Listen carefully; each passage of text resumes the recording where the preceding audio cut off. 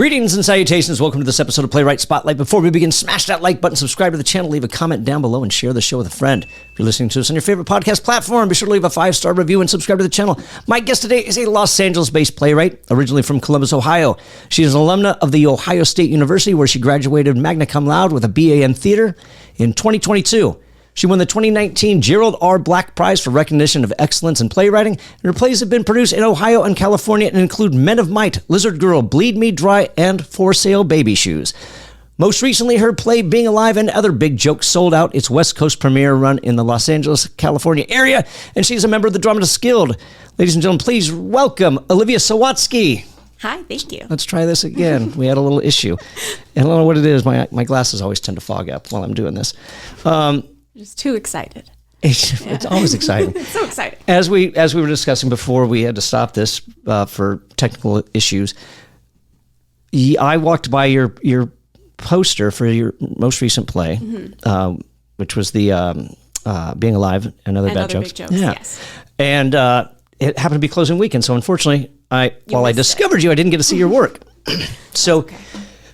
What's your background? Because I wanted to say that some of the stuff that I found that you have a background in comedy, or is that just in the writing aspect, or are there other aspects of comedy that you participated in and that kind of led you into writing plays? I have a little bit of comedy experience. I've done a little bit of stand-up, but nothing like that anyone would know of. But it has informed my writing, but that was a little bit later. So I went to Ohio State, as you heard. I was in their theater program, and I started out with more of like an acting focus, and then sort of fell into writing. There was a student program at Ohio State. They might still do it. It's called the Lab Series, where basically they give you like a space and maybe like a little bit of a budget. And if you write a play, you can apply and you can have your show put on. Okay. So I did that, and that was kind of how I started writing. It came a little bit from being an actor who I wasn't getting cast in things, and I was like, sure. Well, I'm gonna do my own thing. Great. And it turned out I like that even better. So yeah. So I want to unpack this, because one of the things that I will always say, this as far as Los Angeles theater goes. In Ohio, you kind of have a I don't know if excuse is the right word, but when I got here, LA theater had a really bad rap. And what I found is, well, I'm just going to write something to showcase myself. And it was usually actors who had no writing experience whatsoever. Yes. They wrote their own thing. They showcased their own stuff. They directed it. They produced it themselves. And then nobody ever came to see it except for their friends and stuff like that. And I don't know probably many agents, because they're probably like, no. Well, I'm familiar with the type of thing that you're describing. And it's not very far off, I think, from what I was trying to do. But maybe I saved myself by doing that at like 19 instead of, I don't know. It was a little bit... what do I want to say? I think it was a way of me in discovering my creativity. Sure. Yeah. And look, I will always tell actors, rather than waiting for somebody to give you permission to do what you want to do, go out and do it on your own. Yeah. And that doesn't necessarily mean that you have to go out and write your own stuff.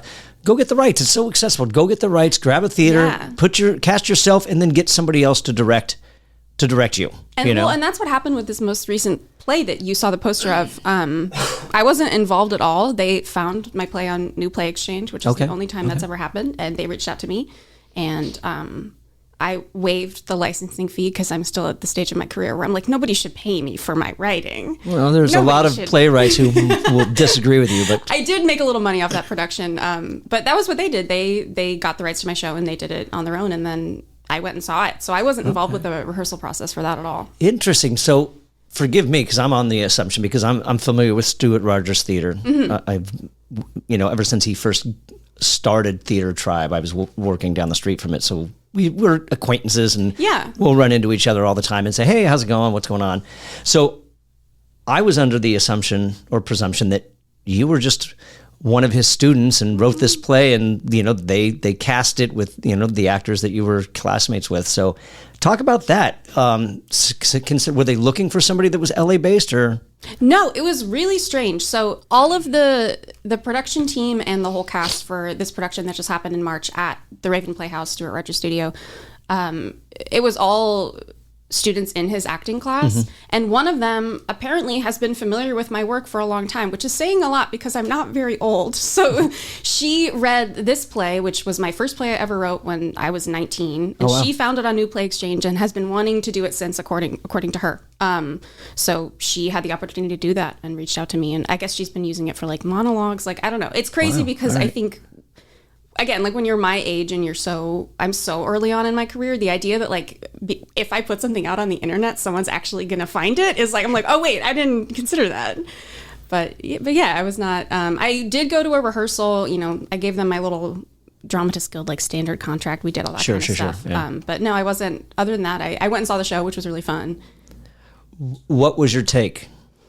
Oh, it was so odd. Well, it's such an early play. It's literally the first play I ever wrote that wasn't like a 10-minute play. I think it's like 60 pages or something. I mean, it's hard not to watch something like that and judge your own work as very like amateurish. Sure. I think they did an excellent job, but it was Were there strange. any things that they did where they're like, that's not what I intended? That was, or were there things that they did where you're like, wow, I didn't even think of it that way? Yes. There wasn't anything they did where it wasn't my intention. I think the plays, it almost felt like watching a period piece. It was written in 2018. It was very much informed by, I think, the Trump administration and like being that age during the Trump administration. So it's kind of about these students who are like performatively liberal in a very specific way that I associate with like that time, like 2016 to 2020. Even less, 2016 to 2018. So that was interesting. It was performed definitely through the lens of that sort of adolescence versus when I wrote it for my college. I was like, this is very serious and should be taken seriously. Did they do anything that I didn't expect? No, I think all of the judgments that I had were about my own stuff. So like there would be a line where I was like, oh, I would never write that. No, I mean, yeah, that sort of thing. Yeah, well, here's the thing. This has come up a lot, and it's over the last few episodes about maturing as a playwright, and you would never write that now. But I think that's the nature of what we do. You know, we evolve as playwrights. Well, and it was, to be honest, it was sort of, there was something emotional about having that time capsule of like what I was writing then, what felt so important to me then, when now I think I approach writing and I'm like, well, I have to say something. It was a play that was so sort of small in its scale and like what stakes meant a lot to those characters. So it was sort of charming to be like, oh, this is what was preoccupying me, 7 years ago. Was this the first production that's ever been done? Or No, well, we did like kind of like I mentioned that lab series at my college, like a workshop production in college that I was in and I directed and I wrote. I did it all. But since then, yeah, it's the only, and it's not, it was a play, it was like a finalist for a contest once years ago.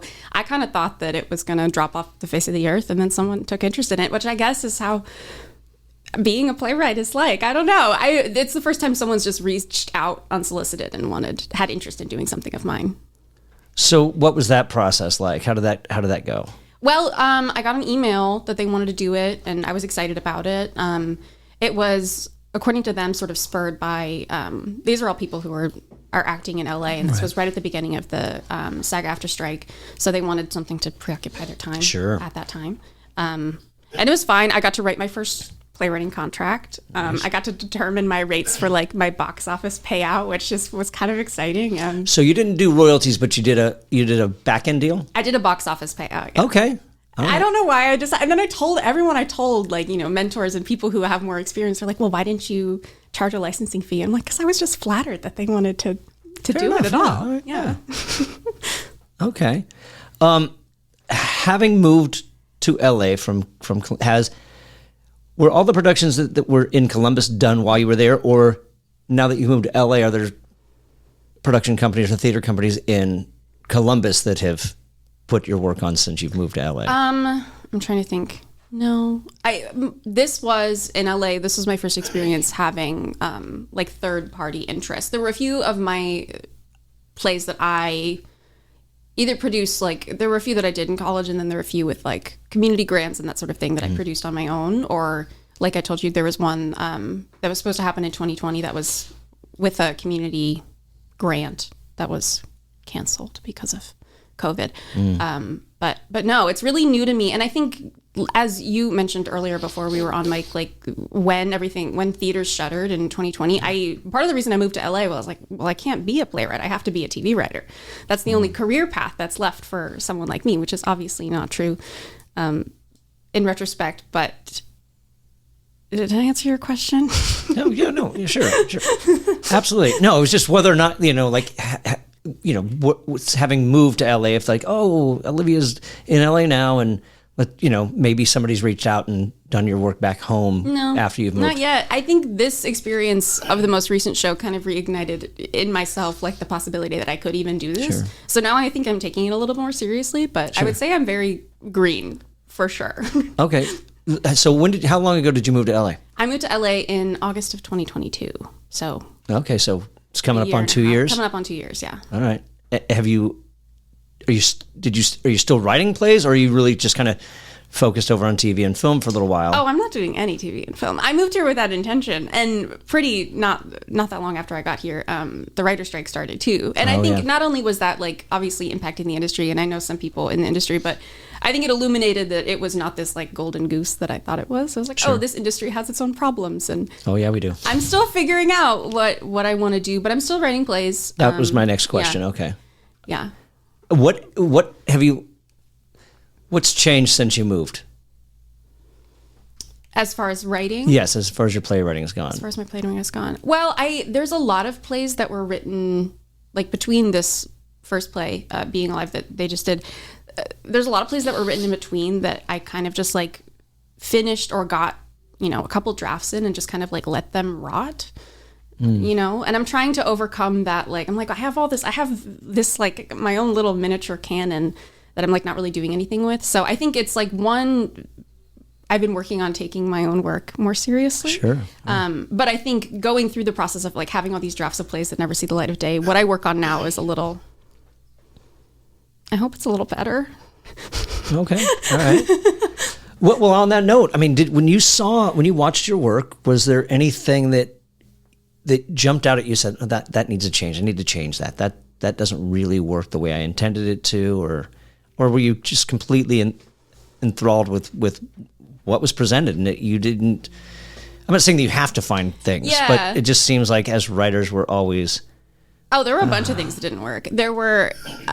I didn't know how to write a play yet. Like there are, especially a big thing I noticed was like really inconsistent like scene length. Like there would be a scene that was like 2 minutes long, and I am like a little bit of the plays that I really admire are like I love like the Chekhov like 4-act play where it's like those distinct like 30 minutes of like a scene, and I was like, what, like so that didn't work. There were a lot of things that didn't work, and I think that play is so old now that I don't care to revisit it. Like watching it as it was interesting and taught me a lot about how I used to work. Mm-hmm. But I don't know that I'm going to go back in the pages of that and fix anything that's broken. So then how do you work now? I'm trying to figure it out. I think for a long time, my strategy was very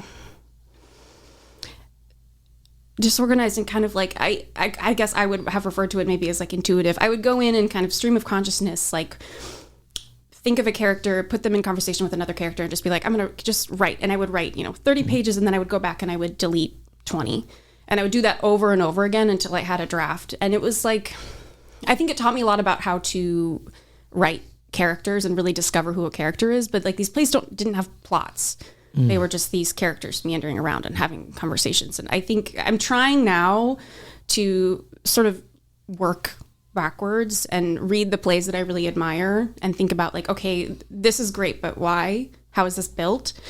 There's a play I'm working on now that the play that I'm kind of studying to understand how to write it is Top Girls by Carol Churchill. Okay. Where she does... when it's written, it's like 2 acts, but it's really like separated into 3 parts. Okay. It's a 3-part play where part 1 is absurd and abstract, and then parts 2 and 3 are realistic. And like structurally, I'm trying to figure out why that works. So I'm trying something similar, but I don't know. I'm not great at like the outlining, or I get too caught up in looking at an outline and discovering that things don't align. So there is a little bit of like the old technique where I'm like, I just need to go in and start writing stuff. Yeah, I mean, I don't think there's anything wrong with that. I don't think that there's a hard rule that you need to outline, just like there's no hard rule that you need to know every single thing about this character. I mean, some people prefer to let their characters tell them who they are. And I think mine do. I think it comes from an insecurity that because the things that my writing have always been like praised for are like dialogue and character. So I'm like, well, if those are strong, then like I think I need to make a conscious effort to kind of strengthen what's not. Okay. So I don't know, but so you made this concerted effort to say, all right, I'm not getting cast in what I want to do, so I'm going to write my own stuff. Mm-hmm. And then what did you? I mean, had you taken, being a theater major, did you take playwriting classes? We didn't really have them. It was a BA program, so it was kind of like. There was one playwriting class that I took in college, but I wrote this play first. And I think the actual writing process unlocked something else where I was like, the way that I enjoy getting on a stage and performing, I also enjoy like the privacy of being in my Word document, typing my little thing. So I think I found something else there for me, you know. Do you find now that you moved to LA, now that you're working on playwriting, have you found that do you have a process now? I don't know that it's ever, I think I would love for there to be a solution of like, well, this is what I do every time. But it's whatever the play demands, right? Right. So, yeah. What are you doing? All right. Obviously you're studying Carol Churchill. I am. And so what are you taking away from that? How is that helping these aspects of playwriting that you feel that you need to work on? Okay, I'm studying a few people. I'm studying Carol Churchill, I'm studying Ibsen, I'm studying Chekhov. And I think what I'm trying to, it's just what I said of like, when I read a great play, I want to be able to understand why it's good. The same way that you see a great play and you almost feel like they must have been magicians.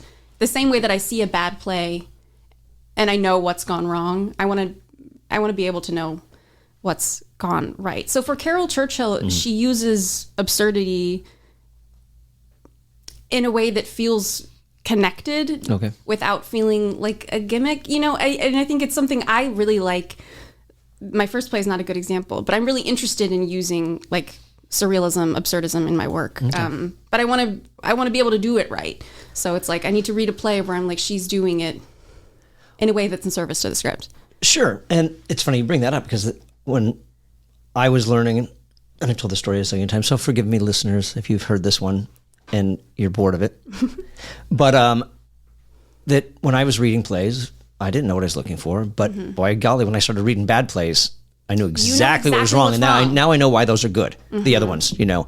So, what have you take? All right, let's go with Ibsen, who's one of my favorite classical ones, and I know what I like about him that always drew me to him. What is it about Ibsen that? What have you learned from Ibsen, and what do you like about Ibsen? What I've learned from Ibsen, I think I've learned that a situation, like the drama of a situation is determined by the character and not by the circumstance. So I'm thinking of the play that I read recently that I was like, I had never read it, and I was like, whoa, was Hedda Gabler.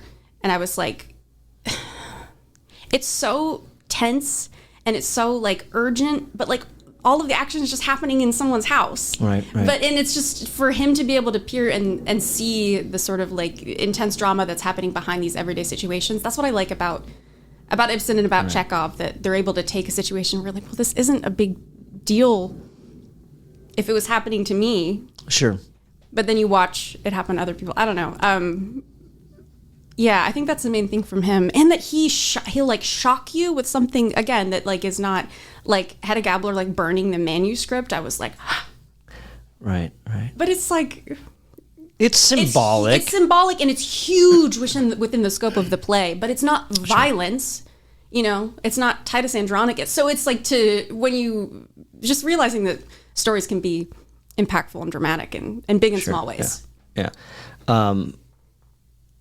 Wild Duck was a great one for me. I don't know if you got into that one yet. I haven't gotten to that one yet. yet. It's a phenomenal play. But the one thing I can say about Ibsen that I take away from it is like you are thrown into the middle of it. There's no like we're entering. We don't. There's no entering the scene. You're thrown into it, and you're not. What the heck's going on? Yeah. So that's the one thing I love about him. I still don't have an appreciation for Chekhov. Sorry, guys. I know. couldn't disagree more. No. Don't get me wrong. I just.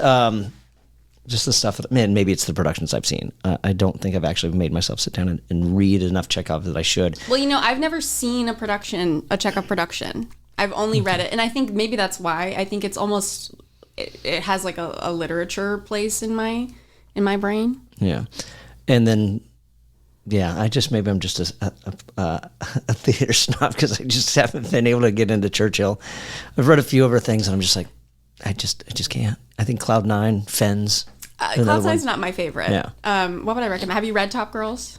No. Top Girls and Far Away are great. And she has so many plays. She's written like hundreds of plays. Yeah. They're weird, but that's, I feel like I might be a theater snob for liking it because I think it has the potential to make you sound pretentious if you like it.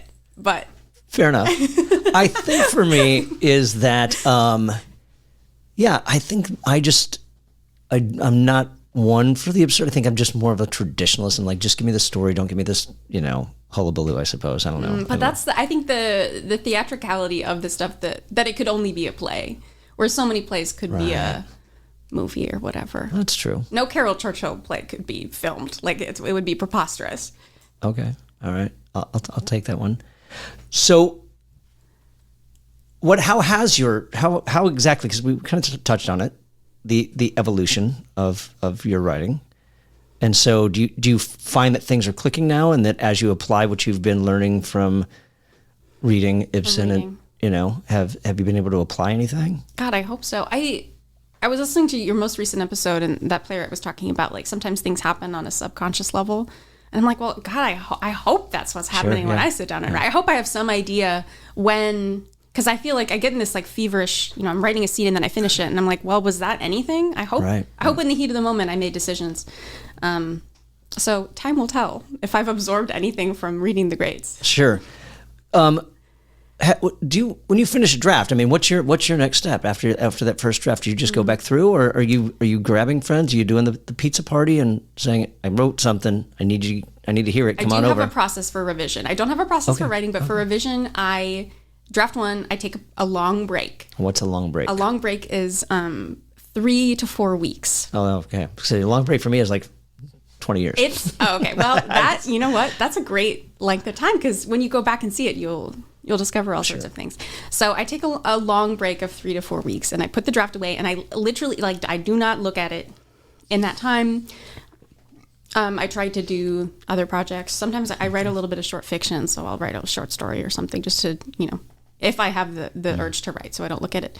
And then when I go back in, when I go back in, I'll read the whole thing. I like to print it. I'll read the whole draft and I'll take notes as I write. And usually just reading it for some reason on paper, which I know is wasteful because it's a first draft. And I have to hold it. I can't. Yeah. I have to hold it and I have to be able to make notes and like cross out. Yep. Yeah. And usually it's like right away I'm like, well, there's a bunch of things that are wrong. And then I make a list of those things and I think about how I might fix them and I try to fix them one by one. So a play that I'm working on right now, I wrote a first draft and I read it and pretty much none of it was working. So I had to just, come up with a plan of like, well, here's some things that could work. And then I'll write a scene revision and be like, let's try it this way. And then I write that. And then every time I revise a scene, I put it away. So that's like the draft process. I have done readings before. Okay. I think they might be helpful. I've done readings with like first drafts. I have a feeling for this one that I'm working on, that'll be more useful, like second or third draft when it's like actually a little something. But I always think it's helpful to hear it out loud. Sure, 100%, yeah. I've never done like a workshop with writers, but that's something I'm interested in. And then I think you just keep picking at it, You mentioned like writing, revising a scene and then putting it away. Mm-hmm. Now, what happens if that revision affects another scene? I don't worry about that yet.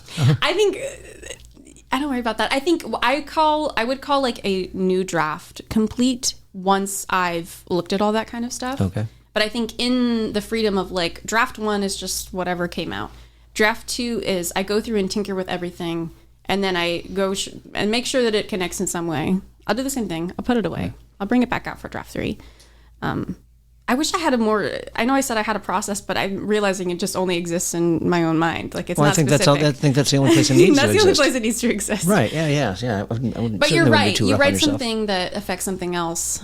I don't know. This new play, I have a little outline that I'm trying to use, but you're right. I'm going in and being like, wait, this thing that I said was going to happen in this scene didn't happen. And then I'm like, well, maybe for my revision for scene 2, I look back 100%. And look, I think we established that there's no hard rules about anything. Yeah. Look, I've tried to do the index card thing. Yeah, I can't do the index card thing either. I just have no interest in rattling all these questions off about a particular character and going through and having to know anything. What do they do in the morning? What's their morning ritual? What are their politics? How do they feel about this? I mean, I don't bother with any of that kind of stuff. I know it's helpful for some people. 100%. But I think for me, a character exists in the relationship to other characters. So having those 2 or 3 or however interact is like the only thing that brings out a character for me. Well, I think the character's behavior, it's how they react to certain things. And I'm not saying that any of that stuff is a waste of time. But what I'm saying is like, some of that stuff is not going to apply the situation these characters are in. Yeah. You know. But if you want to know that they love strawberry ice cream, then go for it. I think that's an actor thing. Actors, like, I think that kind of work is really helpful for an actor. Sure, no. And Michael Jamin, who he's got, and this is film and television, but I know it still applies to playwriting as well, but he does it. He's got like 32 questions that he has to know about every single character, you know, and, you know, that's fine. But I think I think the most important thing that we have to come to the realization is find what works for you. Mm-hmm. And if outlining doesn't work, that's fine. If writing out 32 questions about character doesn't work for you, that's fine. Yeah. Are there rituals that you do have that help you flesh out the story? I mean, do you know what's happening next, or are you just linear and like, let's see where it goes? It's been different for different plays. There is one thing. Well, now I say I trash the finding information about your characters, but there is one thing like that I do often do, but it almost never makes its way into the script. I'm not sure that it needs to, but at least it gives you an idea. Yeah, a playwriting teacher I had. Her name is Jen Schleter. She gave me this thing. She basically said, she's like, have an interview with your character where you pretend, and I usually write it down, you pretend that they've taken a truth serum so they can't lie. Oh. And then you just ask them questions and they respond. And it becomes this exercise of like, first of all, you have to somehow embody yourself with your character, which usually teaches you, sometimes that helps you realize this character's too much like me. I'm trying to write myself. How are we different? Right, or things like that. But again, it's less about finding out what their favorite, ice cream flavor is. Sure. And more about being like, how would I react to this person if I met them? Now, is this within the realm of the play, or is this within the realm of you're actually sitting across from them, like as if we were right now? Yeah, it could be that. Or is it like, I know this is the world that I'm going to create, so I'm going to ask questions within that realm? I think I would probably ask them questions about the events of the play. I would probably decide where in the play the interviews take. Like, if am I talking to them before the play? Am I talking to them at the end of Act 1? Whatever. And I would ask them about how they feel about other characters and things like that. And sometimes stuff like that is subconscious will just pop out, and it'll give you a little bit of clarity of like, oh, if she hates this guy, why can't I see that in the draft? And you go back and sometimes it's useless. That's the thing with all of this stuff, is like, you have these exercises and sometimes they unlock gold and sometimes they're useless for your play. So yeah. So I'm okay with a little time wasting as long as I find out either something I need or that it was useless. Either is fine. How do you what are your feelings on, I mean, do you have issues cutting stuff? Not at all. Okay. No, I love it. I actually love it because, and again, like another playwriting teacher said, she's like, the kill your darlings thing, if you think of it as like you're not killing them, but you're just like putting them in another document. You're giving them up for adoption. You're giving them up for adoption. Well, and I think it's really, it helps relieve the mental load of like, I love this line, I love this scene, I love this joke. If you can say that it's not gone forever. Sure. So okay. I just copy paste it, put it in another document, and I have those. They're just sitting around with jokes that don't make sense. But you can't be precious about it. I think you learn that by reading great plays, because you don't read Arthur Miller. He doesn't have an unnecessary little joke. It's like you just get rid of it. You can put it back. That's the thing too. With modern technology, you have a Google Doc. You can splice it up however you want. That's true. Yeah. I also, something I am weird about is I will save, like, that's probably not weird. Draft 1 is saved and kept separately, and then draft 2. So I can go back if there's a line I missed this previous. I always keep records of everything, which makes it easy to cut. Do you do the versions when you save as? Like V1, V2? Sure. Yeah. Or the 1.2, 1.3? I have done until that. You get to 2? I've been ridiculed many times by like actors I've worked with because I'm really bad at like giving scene numbers. I'll like have a like scene 1.3, and they're like, "What does that mean?" And I'd be like, "I don't know." But Act 1, Scene 3. No, it's not. It's Scene 1.3. Which means, Scene 1.3. Fair enough. Which in the play that I'm thinking about meant that there were like 2 emotional beats before. I don't know. You can do whatever you want. No, of course. Just I mean, I have mine. It's like I have 4 point, and unless something really changes, then it becomes, then I go to the next main number rather than the decimal point. Right, yeah. Just find it's out. All find arbitrary, out what's what. But it drives actors and directors crazy. I mean, oh well, if you keep it in there, I suppose that's the case, But I mean, to each his own. If it's what the tricks that work. Do you have any other tricks that you use in that regard that that help you get through it? Help me get through like a draft. Yeah. Color coding. Okay. Just unpack that. I think visually it's nice to like if I'm in my Google Doc or whatever and I zoom out, I want to know what's more. Again, it's like always variable. I want to know what's good and what needs to be edited. So like a scene I haven't touched since draft 1 might be like all in red text. So I know like this is like not canonically part of the play yet. And that just helps me divide like. And I like spreadsheets, not outlines per se, but I like a spreadsheet of like this scene's on revision 1, this scene's on revision 2. Just keeping track of where I've touched, because I think you can get really stuck in just like going in and fiddling with dialogue for hours and hours and hours, and that is a waste of time. Yeah, I don't. I've come to the realization that when I write, I have to finish the whole thing first, because if I was in a writer's group and I went in, I'm bringing in 10 pages. Yeah, I guess what I'm doing now. I'm just going to work on those same 10 pages until, and they're never going to be finished. Yeah. I just got to finish it, and then I can start hearing everything and figure out where everything as a whole is. Yeah. I run into, if I'm reading through a draft or something, I have to stop myself I have to be like, I'm in reading mode versus editing mode. Okay. Because I will notice a sentence and I'm like, I don't like that sentence. And then I'm going in and fiddling with the sentence. And I'm like, now I've lost whether or not I can see the plot of my own work. And I think a lot of playwrights early on get stuck in that of like, I remember being in writing workshops, both in playwriting and in fiction classes, where people would be like, oh, but did you like this line? And I'm like, it's not about the line. It's about the whole, get the shape of the thing before you worry about the wording. But it's easy to get obsessive. Well, that's just, I don't know, maybe it's a little harsh to say. That's just looking for a pat on your own back. Yeah. So, okay. All right.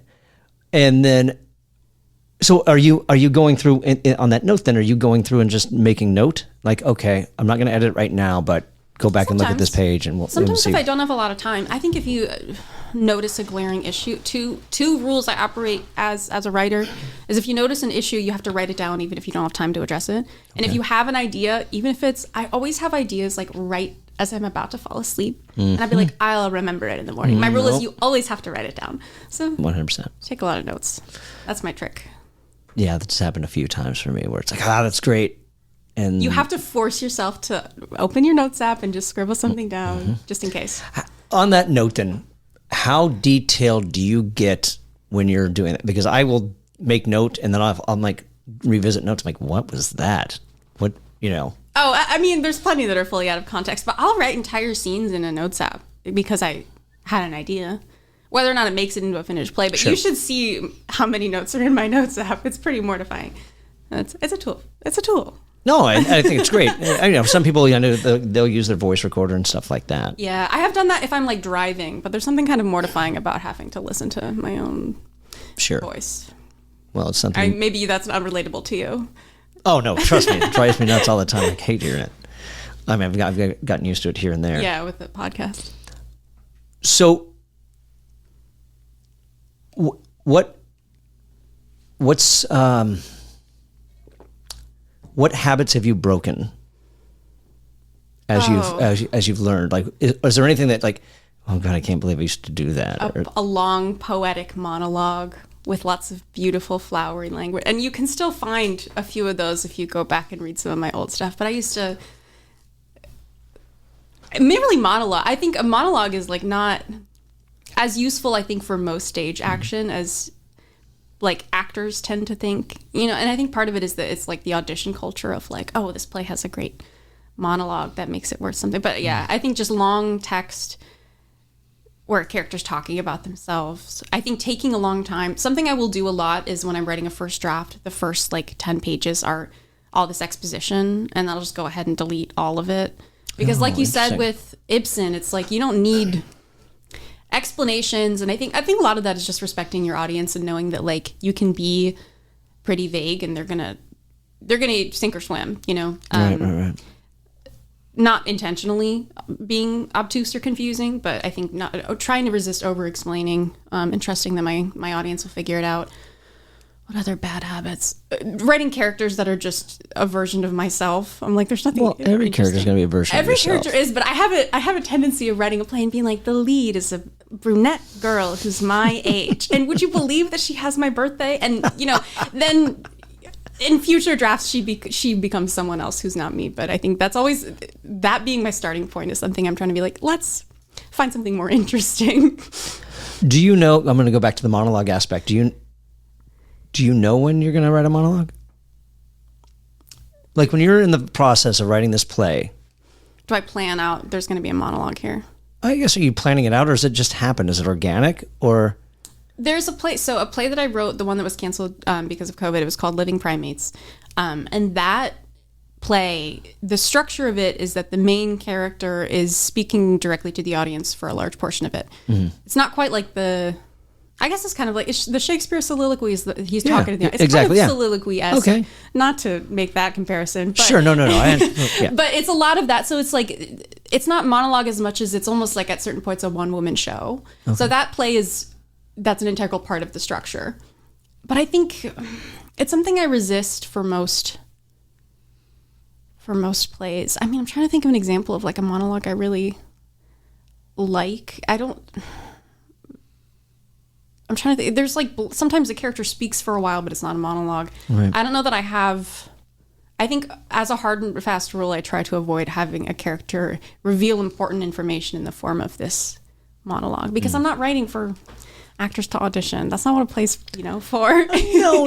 I'm not saying that at all. I know that some people will go ahead and they'll use that as an exercise as well, and maybe the monologue actually makes it into the play. So, but one of the questions that I'd ask in past episodes, just on occasion, like, when is it time for a monologue? When is it time? Yeah. My advice, not that I have any expertise. My advice is almost never, because I think more information can always be revealed if people are in conversation with each other. Sure. Well, and that's, I don't know. I don't know if there's no rules. There's no hard, fast rules. There's instructors that I've had who said, a good monologue is revealing something about the character and their behavior rather than telling a story about something that's already already happened. That's not Yeah, I agree. I think in Inherit the Wind, there's the rocking horse story. Yes, I just saw did you see it at the Pasadena Playhouse with Alfred Molina? I did not. It was excellent. And Alfred Molina did it. He did it excellent. Yeah, you're right. Because that's Yeah, and then I never sang for my father. That's another one. It's talking about his relationship, but you don't get to see it, whereas a monologue usually is like, to that other person explaining, I don't know why they did something.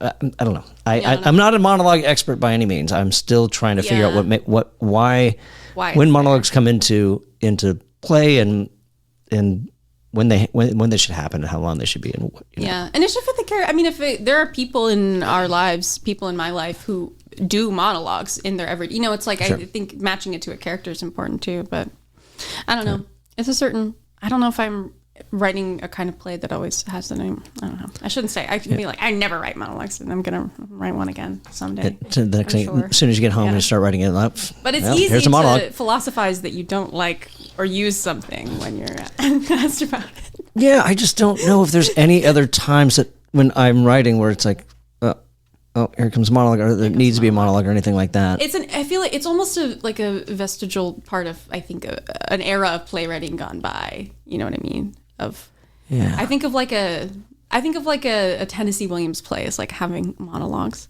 Sure. Whether or not that's true, that's the association I have. Or that it's maybe a little old fashioned. I don't know.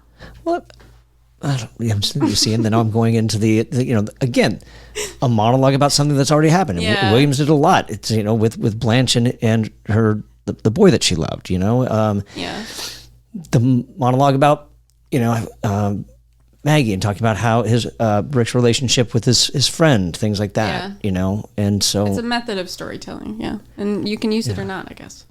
Yeah, I'm just trying to think of more active monologues. I mean, I suppose. Well, Shakespeare, of course. I mean, his monologue in Richard the Second, but maybe it's just that you have. Perhaps I'm looking at it from a perspective of I don't have the.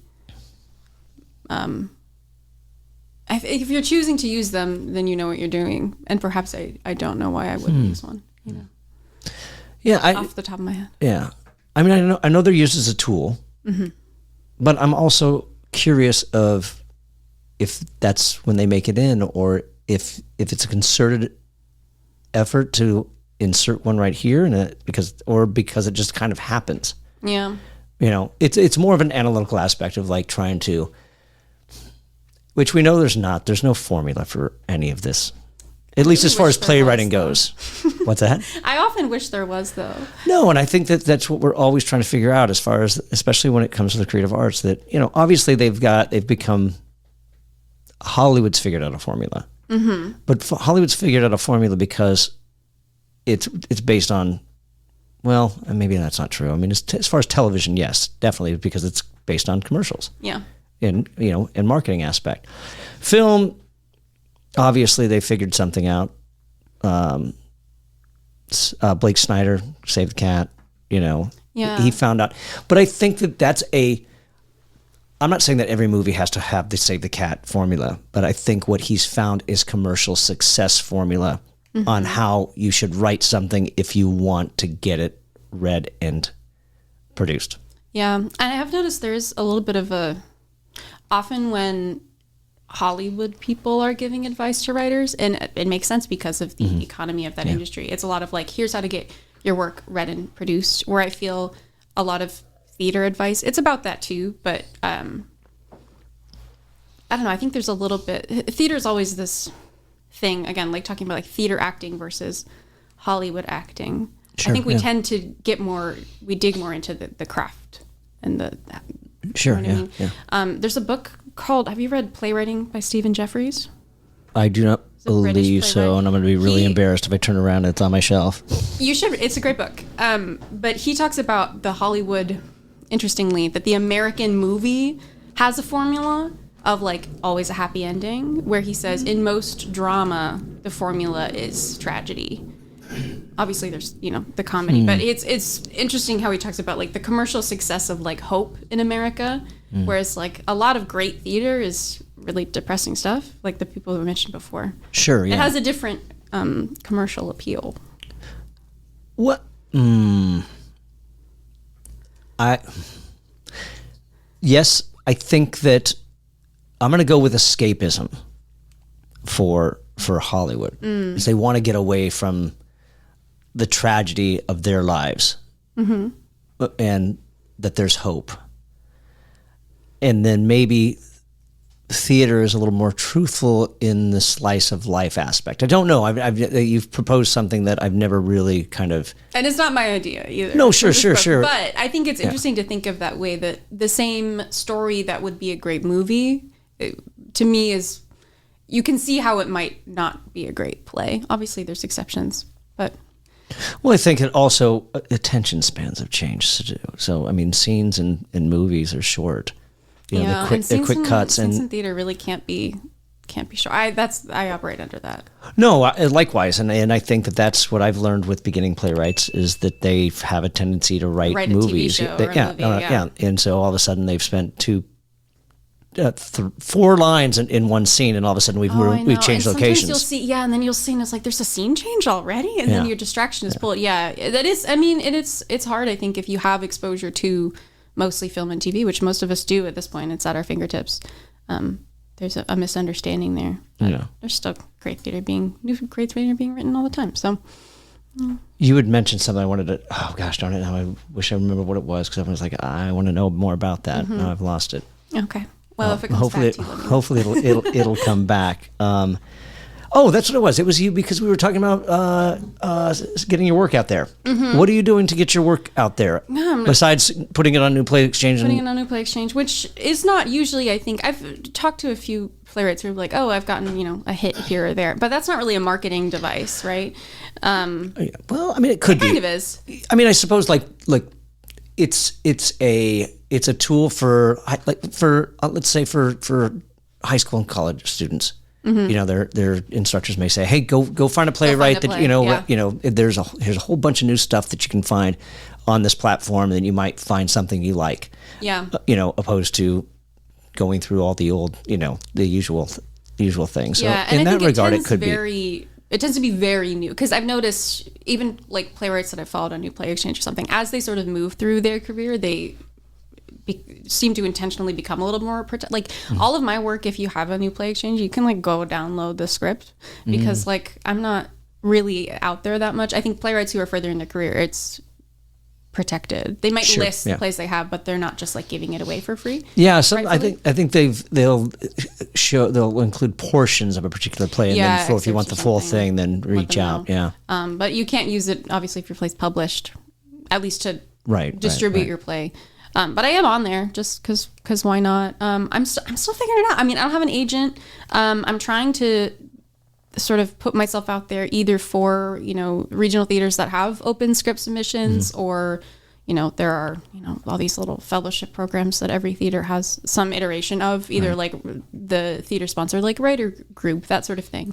Not because because I'm sending my stuff out everywhere. Most of those places aren't going to produce what I gave them, but they're reading it, and sometimes I'll get a nice rejection letter. So who are you sending it out to, and how are you finding, how are you deciding that you're going to send your play to this particular group? It's tough. For a long time I resisted doing it at all, because I was determined, and that's why I think there are other, playwrights my age who have had more productions, I think, because they're putting stuff out there. For a long time I was like, I want to only produce my own work, or I want to only have a very, involved hand with at least the first production of everything I do, mostly just because I think that that's really fun. But then again, like they did my show in LA, and I'm letting go of that a little bit, because it was really fun to see that a whole group of people had their own experience with it. Sure. And I made a little money off of it. There you go. So I look a few places. There are lots of like lists. Like I use like the Playwright Center website. There are opportunities. Right. There's another one I use. I think it's called like New York Playwrights or something that has opportunities. If I discover a new theater company, I usually look on their website or their social media to see if they have any open submissions or programs. I do that all the time, because there's a million theater companies all over the country. Some of them will just read your script, and if I think, and then you look and you make sure, is my really absurdist play where like there's gorillas who are tap dancing going to be a bad fit for this particular theater who does like Neil Simon? Maybe not. But I try to, sometimes it's like not worth, if I really don't think they're going to like it, I'm not going to send it. Maybe that's the wrong approach, but there's almost too many opportunities. You have to limit them a little bit. Do you really have a play with tap dancing I gorillas? do, yeah. It's called Living Primates. There's tap dancing. Oh, There's got it. one Yep. tap dancing gorilla. And it's never been staged. That was the one that was canceled. So I've never gotten So it was to going to see be, the though. gorilla tap dance. But I, again, cast myself in it, as I want to do, though I didn't direct it. And I learned to tap dance for this show that was canceled. You weren't going to be the gorilla, though. I was not going to be the gorilla. Okay, good. The gorilla would be there, also tap dancing, though. You mentioned community grants a little while ago. Mm-hmm. What's that like? Well, I have to be honest. The one time I did it with my producing partner, who also directed the show, and he did the bulk of the work. So that one was easy because it was through. It was through the university, so I guess it was a university grant. Oh, okay. But we still had to write. It was like a grant writing process and a proposal.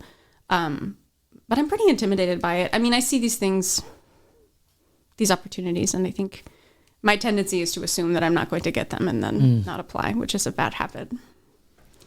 Why is it that you don't think you're going to get it? Well, that's a great question, isn't it?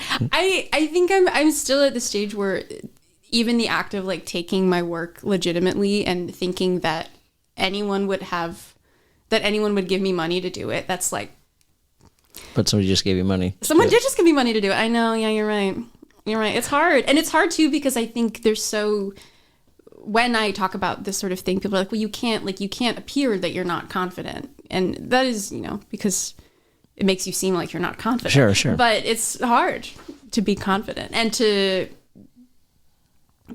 I don't know. I really admire my peers who are able to like put that vulnerable self out there with no problem. It's really difficult for me.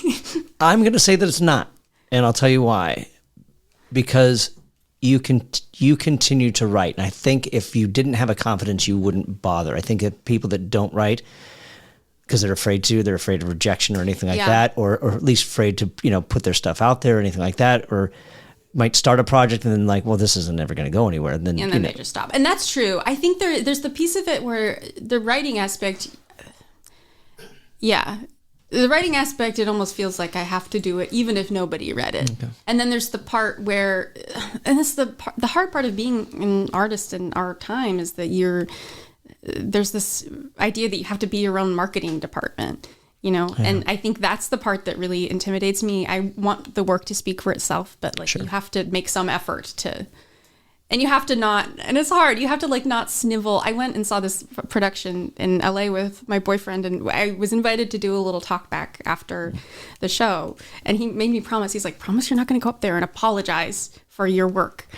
And it just made me realize, I'm like, that's how I'm acting then. If I must be acting like I'm sorry.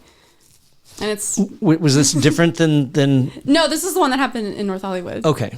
And did you apologize? I don't think I did. Good. I think I was honest that it was an early work. And there's something, it's hard. I always find that there's something a little bit embarrassing about it, about seeing my name on a poster, about being brought up at the end of the show. It just like triggers that like very shy part of myself. Interesting. But you're right. It's like I keep writing because I have something to say. And if people like it enough to do it, then I might as well keep at it. Yeah.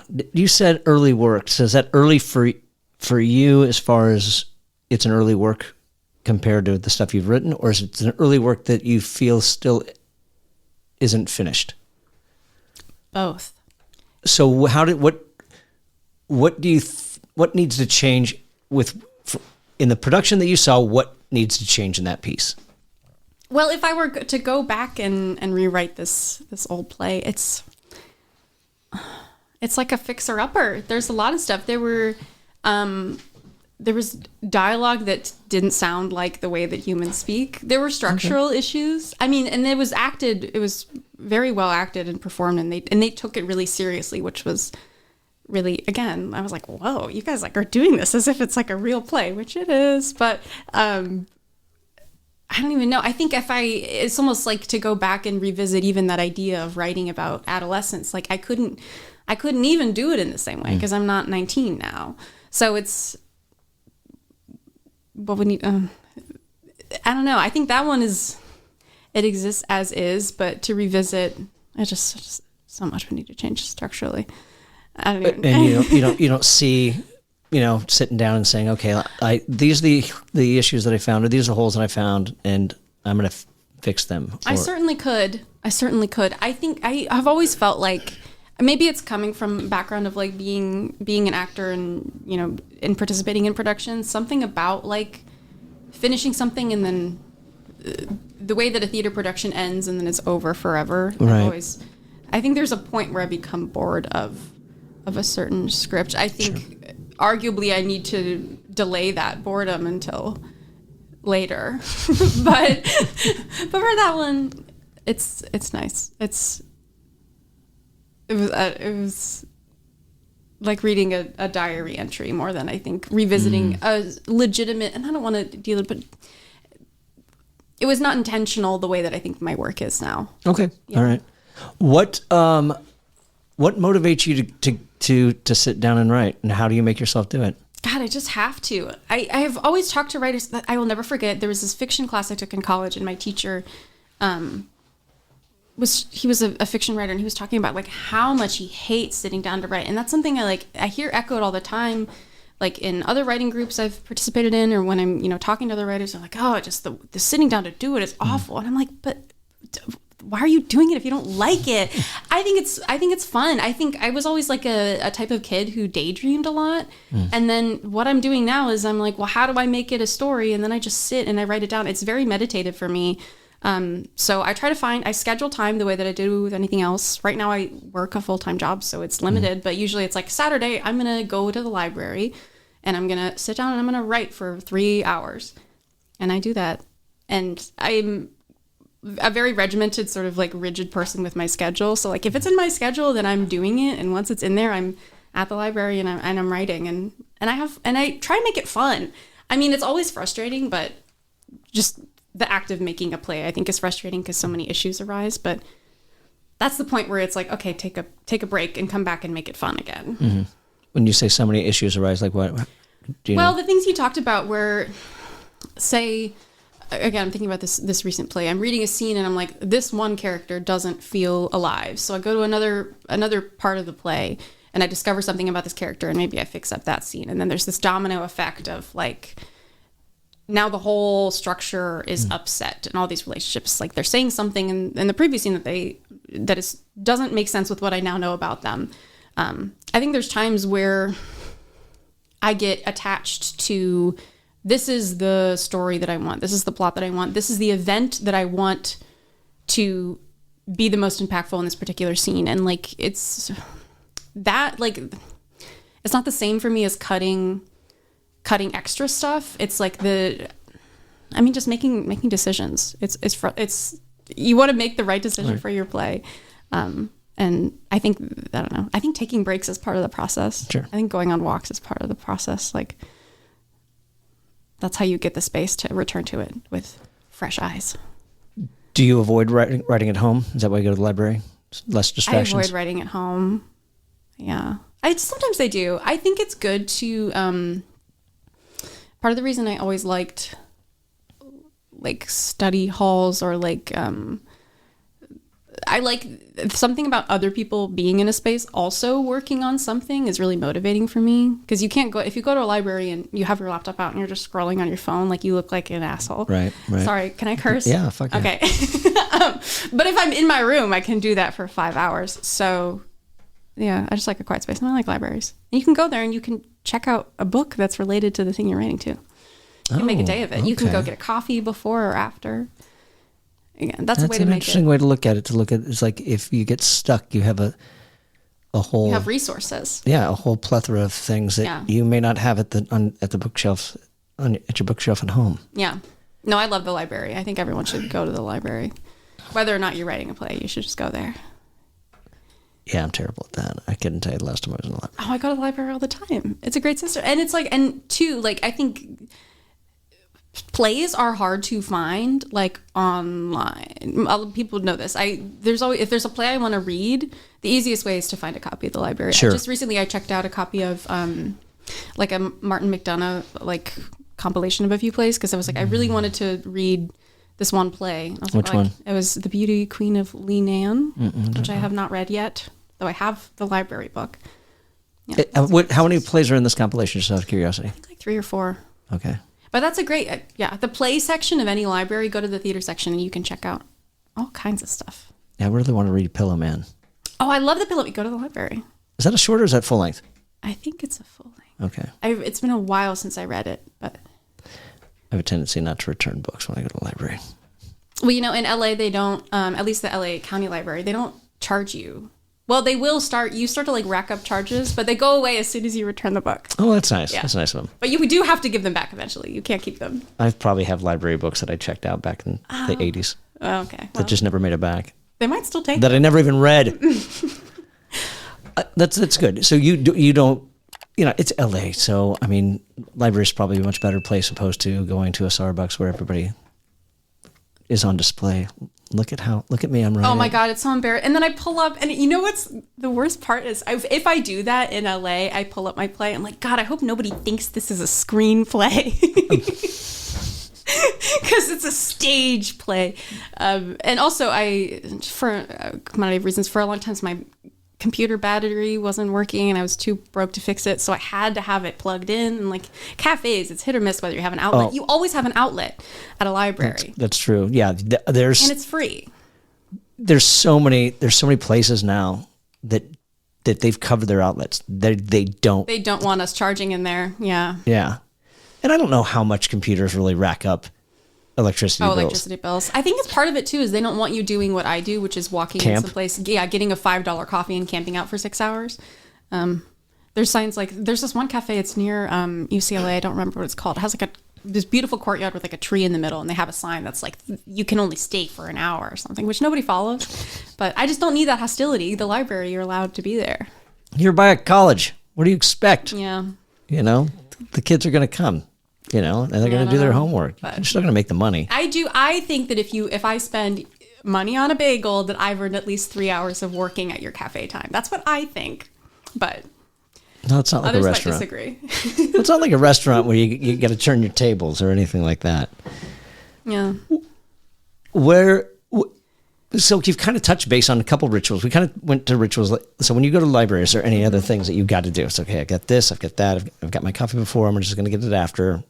What's it look like? Do you lay everything out? I put on a little outfit. I pretend as if I'm, making a day of it. I go to the library. I don't really bring much, just my laptop. I have a very comprehensive digital filing system of my Google Docs situation. So I have all these folders, and I have, for a particular project, I might have a folder that has like spreadsheets and drafts and notes and information about characters, and then like my working draft. So I have all that kind of stuff. You mentioned that. Thank you for bringing that up again, because you said something earlier about spreadsheets. What is that? What's your spreadsheet tool? It's I just like spreadsheets. I'm trying to think if they're even... What kind of information is on this? Yeah. And I'm only asking because you never know who's listening, who might be like, oh my God, that would help me out so much. That's a brilliant idea. Why didn't I think of that? Okay, I'll tell you the spreadsheet I have for a current play that I'm working on, which I discovered finally. I'm like, okay, this is a 3-act play where each act has 2 scenes.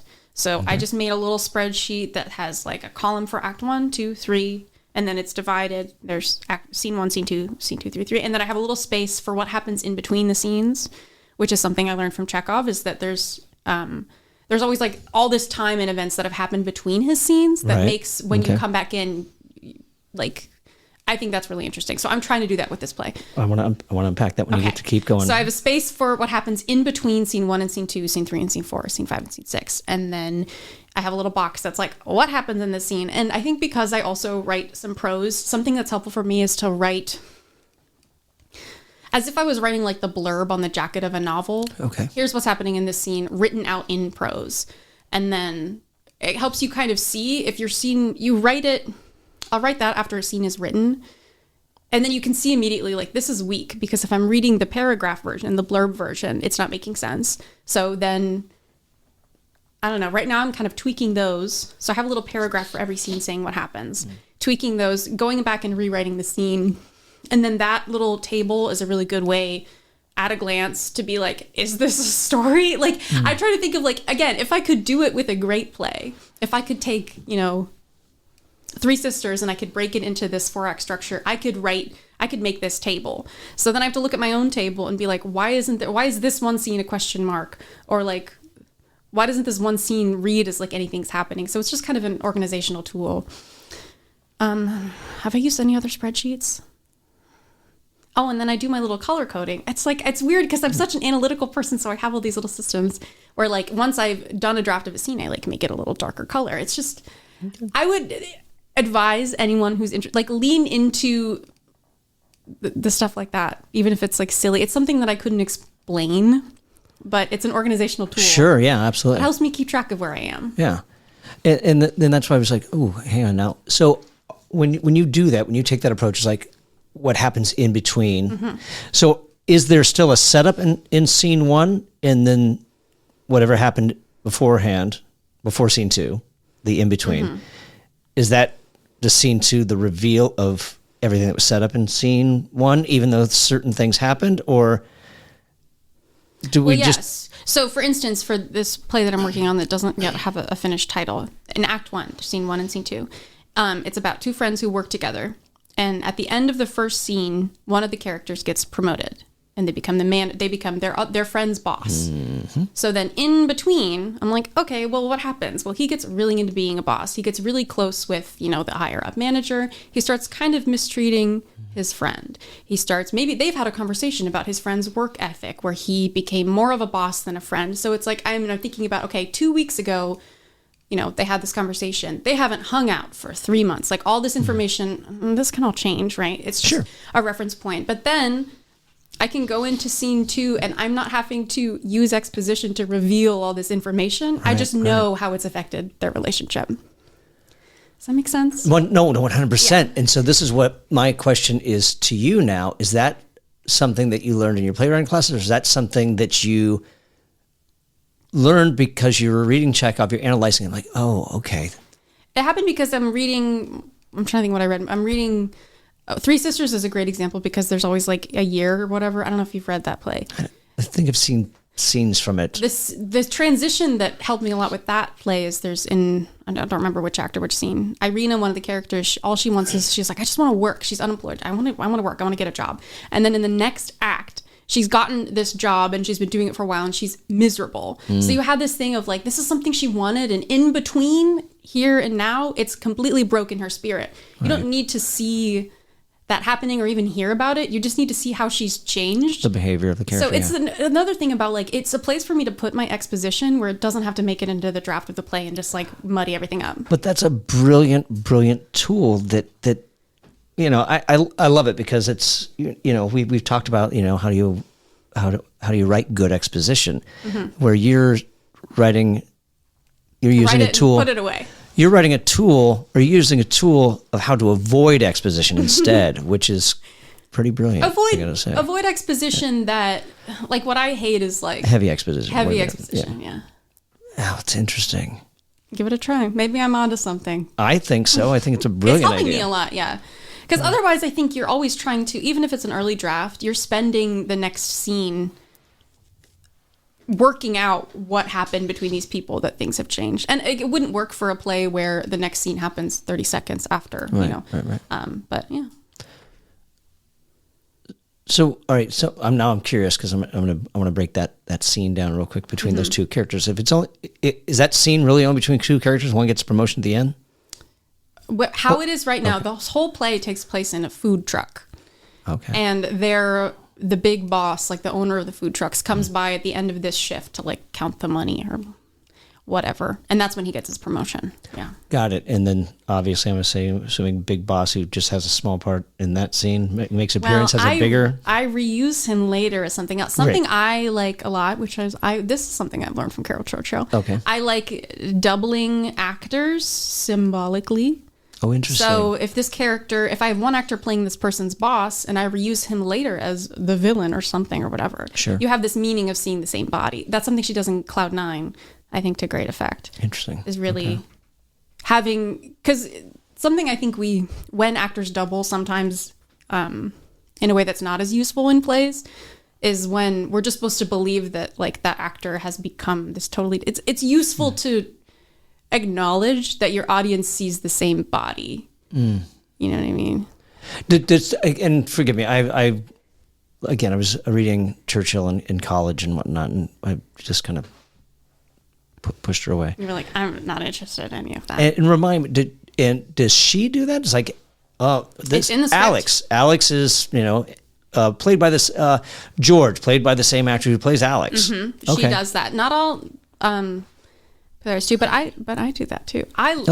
Here's the thing, because I think your draft is kind of like your ideal situation. So I'm always very prescriptive in my stage directions, in my character descriptions. I'm giving them a lot of information because that's how I see it. Sure. I think part of theater, of course, is if that got to a theater company and things needed to change, you're trusting that too. Sure, but you're subscribing a wonderful, I don't know if prescription is the right word, but a solution to, oh, well, your play's not going to get produced because you've got too many 16 characters. You have 16 actors. Yeah. Because we're not looking at it from an aspect of, doubling up. But when you do it with intention, and there's there's symbolism behind it, there's a symbolic gesture behind it, that's a phenomenal cure. Yeah. Well, and Tony Cushon does that in Angels America too, where Harper, the actress who plays Harper, is the same one who plays, I think it's the Angel song. That's been a while since I read that, but I remember. Yeah, I think it's something that works well if you're acknowledged. I think you can't act like your play is divorced from the act of an audience looking at it at any point, and you can use it to your advantage, in that situation. You touched on stage directions, and what you said you do what with your stage directions? Oh, I just make them really detailed. I make them detailed as if and part of it is just for fun, and sometimes they get cut back. But I've gotten in the habit of making them really detailed as if I'm writing a novel. In what aspect are we talking about? In realm of design? Or not necessarily. Okay. I think it's a lot of I use my stage directions to show action, and sometimes I'm specific about it, about what an actor's body is doing. Okay.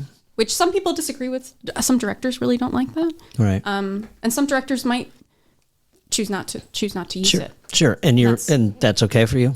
No. Okay. But it happens anyway. I think there's some trust. It's something you sign up for when you're a playwright, is that you have to hand it off to people. And that's part of the magic of it too, is sometimes things are interpreted differently in the hands of an actor or director. Yeah. But I think it's interesting. I think some directors, they just are like, scratch out the stage directions. But in modern plays, I think they're in an Ibsen play where he's there's the window. Beyond the window is a yellow tree. In front of the window is a writing desk with a blue typewriter. I can see how at this point that might be limiting.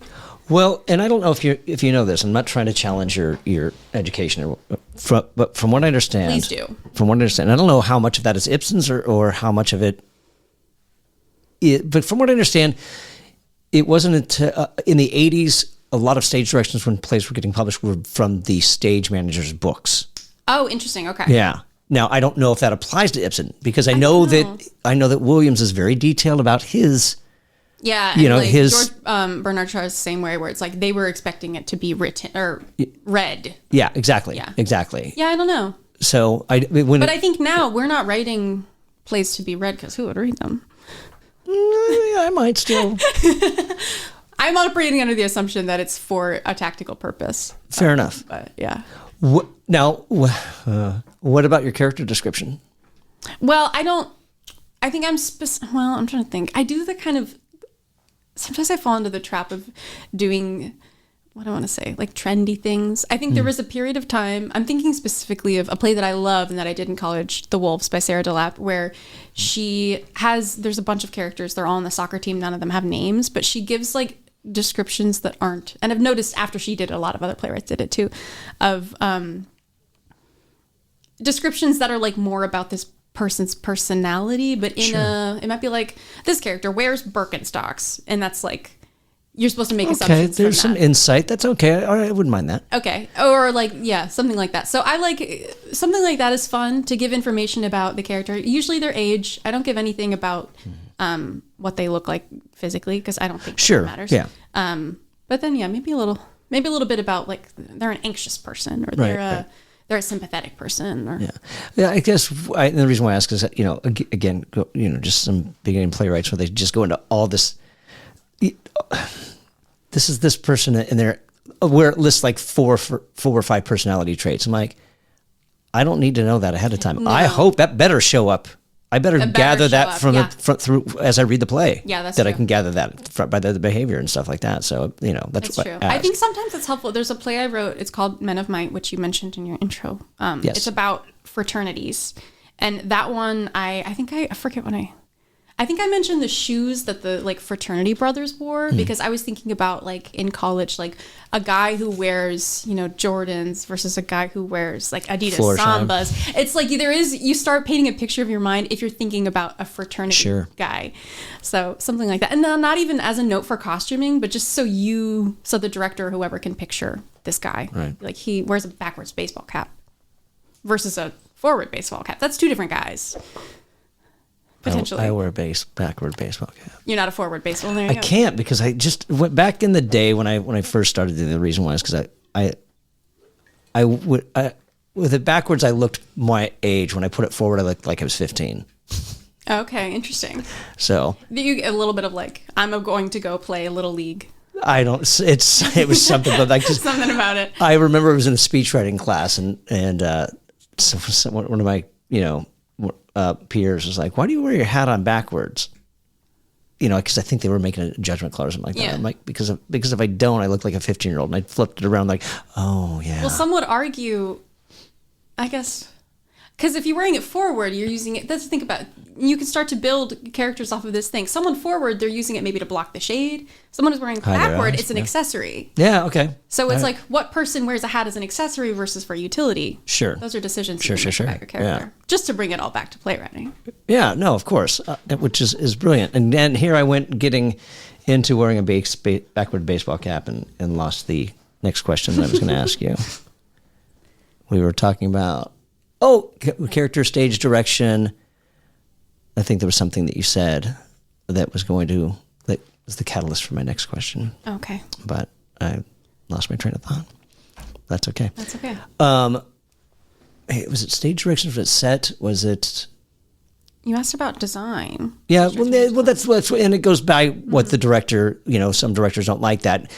Just like a lot of it's like I always tell playwrights, I'm like, don't worry about that stuff. Oh, yeah. That's somebody else's job. It's somebody else's job. You don't have to worry about, this is over here. And it's like, kind of like what we were talking about as far as like, Ibsen goes and the tree beyond and, I mean, sure, there's a whole thing. But again, like most likely they were going to be reading these plays, And it's then, someone gets to decide how they interpret the fact that there's, a life beyond Hedda Gabler's house or whatever. Yeah. Right.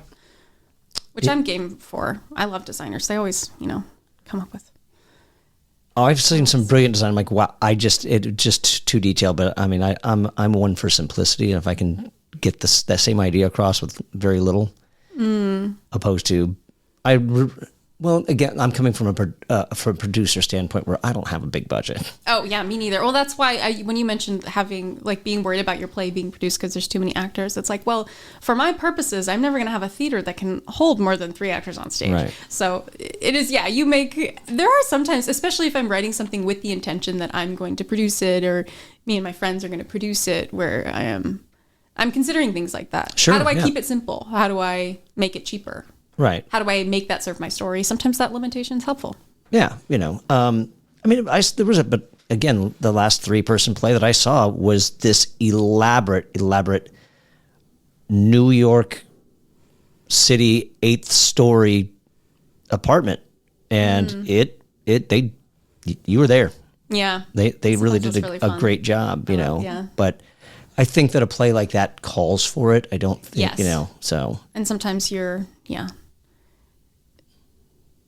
I'm not operating under the assumption that I'll have those resources, Sure, and but some people aren't either when they're writing it, but if you had them. Right. But again, we're also coming from the place of we're doing the production, whereas like hopefully someone else will.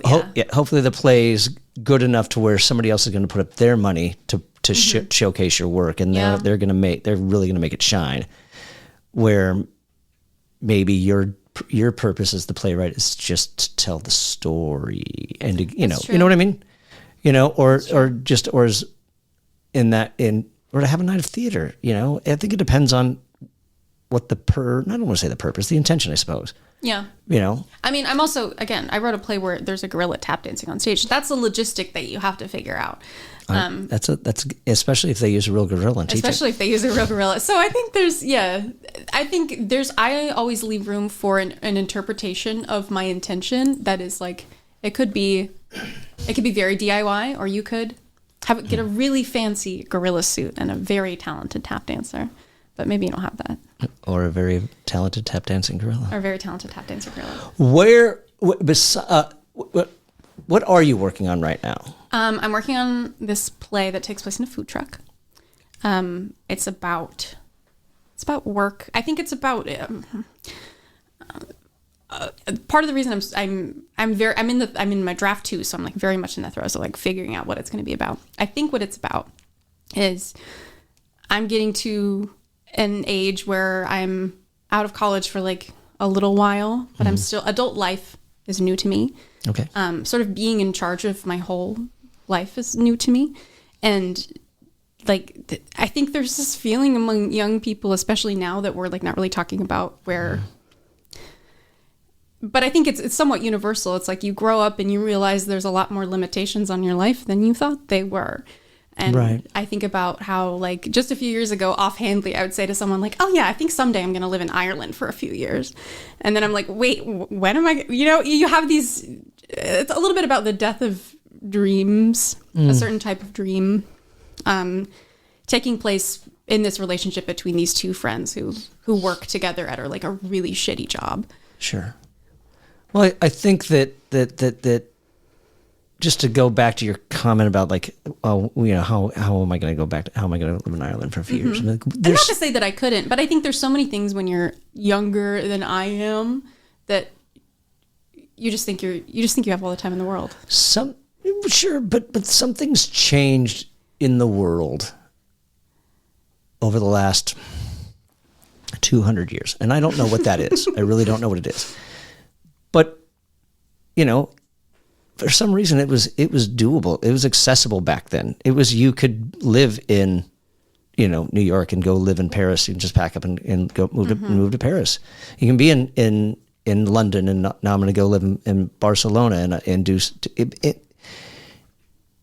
It was achievable. It didn't cost. You didn't have to give everything up in order to do it. And something's changed where that's almost, I wouldn't say impossible, but it's a lot harder. Yeah, and I think even to living somewhere and packing up and going somewhere is something, but I think any sort of,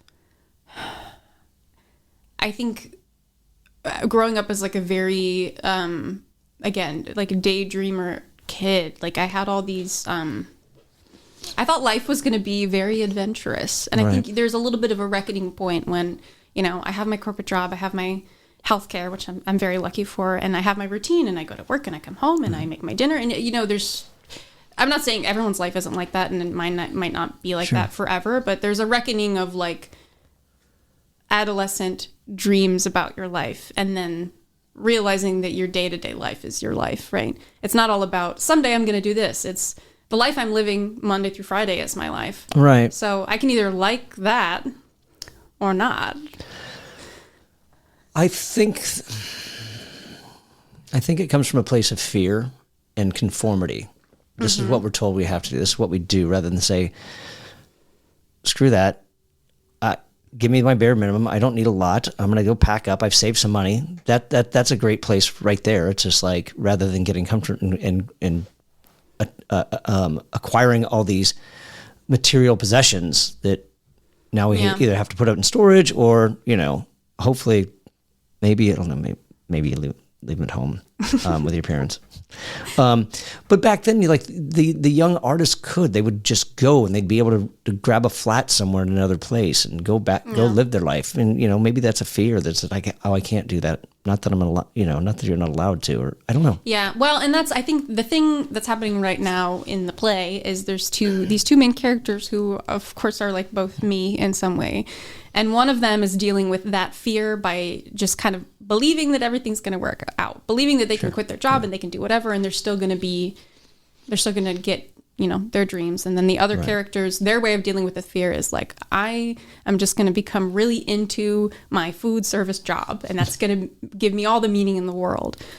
Because that's kind of what I'm wrestling with. Is like, do I still have hope for this adventurous, beautiful life, or am I going to find meaning in the mundane? Sure. I don't know. We're still working on it, but I'll let you know when it's done. Outside of New Play Exchange, is there any other places that people can find your work? I have a little website I put together. You can find me on Instagram. I don't really use that. I don't have that many followers, but you can find me there. I'm at Olive, Oliv, Sawa, Sawa. Okay. And I have a little website with portfolio. What's that website address? It's like one of the, it's like one of those like ones you get for free. So it's like a whole bunch of letters. It's like oliviasawatzki.wixsite/Olivia. It's like, just go, if you can find my Instagram, you can find it if you want. But all that's really on there is a link to my New Play Exchange, a few short story publications that I've had. Okay. Yeah. Feel free to look around. Well, and you already answered my social media question. You're on the socials. There you go. Yeah. Well, heck, Olivia, thanks for coming on to this episode of Playwright Spotlight. Thank you so much for having me. Thank you for tuning into this episode of Playwright Spotlight. Again, smash that like button, subscribe to the channel, leave a comment down below, and share this channel with a friend. If you're listening to us on your favorite podcast platform, be sure to leave a 5-star review and subscribe to the channel. And in the meantime, and until we see each other again, keep writing.